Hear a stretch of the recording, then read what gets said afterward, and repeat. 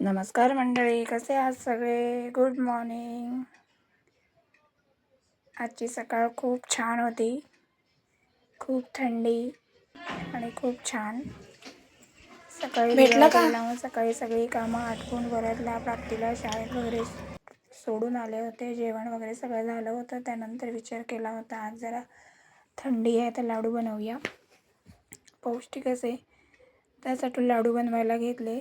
सगळे ड्रायफ्रूट होते आणि त्याच्यामध्ये मी एक्स्ट्रामध्ये मेथी आणि मूग ॲड केले होते. मूग हे जास्त फायबर असतं त्याच्यामध्ये आणि खाल्लेले खूप चांगले असतात. मूग, मेथी आणि सगळे ड्रायफ्रूट असे मिक्स थंडीमध्ये चांगले असतात.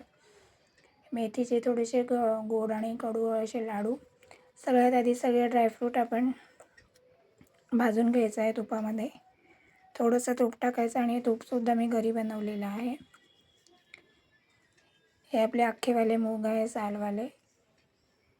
छान सगळे जिन्नस आपल्याला थोडे थोडे परतून घ्यायचे आहेत. खूप असे सुंदर, पौष्टिक आणि चविष्ट होतात.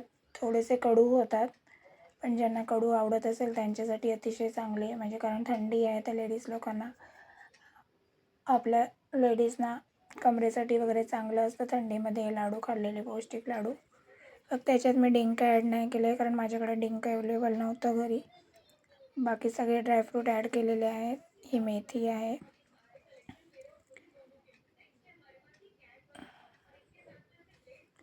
सगळे ड्रायफ्रूट.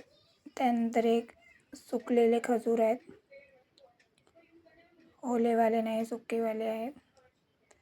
सगळे छान. ह्याच्यामध्ये मी थोडं तूप कमी पडलं तर म्हणून मी पुन्हा थोडं तूप टाकलेलं आणि छान आपल्याला भाजून यांची पावडर करून घ्यायची आहे.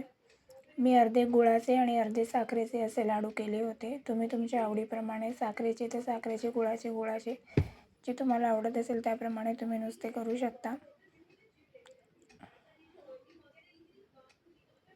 आणि अतिशय सुंदर असे लागतात हे लाडू.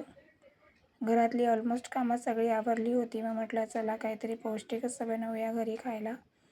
आणि माझा प्रणिता रेसिपी हे चॅनलसुद्धा आहे. त्याच्यावर याची मी पूर्ण रेसिपी अपलोड केलेली आहे. ते त्याच्यावर जाऊन तुम्ही प्रणिता रेसिपीवर जाऊन तुम्ही याची रेसिपी बघू शकता.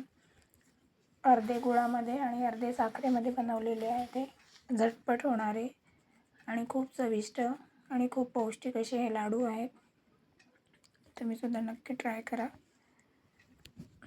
आणि आजचा दिवस माझा पूर्ण असा लाडू बनवण्यातच गेला होता. अर्धे साखरेचे, अर्धे गुळाचे त्याच्यामध्ये. अशा प्रकारे सगळं आपल्याला छान भाजून घ्यायचं आहे आणि भाजल्यामुळे ना याची पावडर करायला खूप जास्त वेळ लागत नाही. तुम्हाला म्हणजे थोडी भरड ठेवायची असेल तर तुम्ही भरड ठेवा, पण मी तर एकदम पावडर केली होती, फाईन पावडर. त्याच्यामुळे याची फाईन पावडर, जर तुम्ही काजू बदामची फाईन पावडर करून ठेवली आणि लहान मुलांना दूध देत असाल तर त्याच्या दुधामध्ये 1 चमचा रोज ही पावडर टाकून दिली तरी पण चालेल. कारण लहान मुलं अशी ड्रायफ्रूट खायला कंटाळतात. तर ह्याच्याने त्यांच्या पोटामध्ये ड्रायफ्रूटसुद्धा जाईल आणि ते दूध पित असतील तर त्याच्यामध्ये तुम्ही टाकून द्या. अशा प्रकारे तुम्ही बघा, इथे मी सगळ्यांची फाईन पावडर करून घेतलेली आहे. हे सगळी छान मिक्स करून घ्यायची. हे बघा, अजिबात जाडसर नाही आहे, एकदम फाईन पावडर आहे. फक्त जे खजूर होते सुकेवाले ते एकदम फाईन झाले नव्हते, त्याचे थोडे ते जाड राहिले होते. कारण ते अख्खे फाईन करायला गेली तरी मी माझ्या मिक्सरची ब्लेड खराब होईल असं मला वाटत होतं. त्यामुळे मी अख्खे फाईन नाही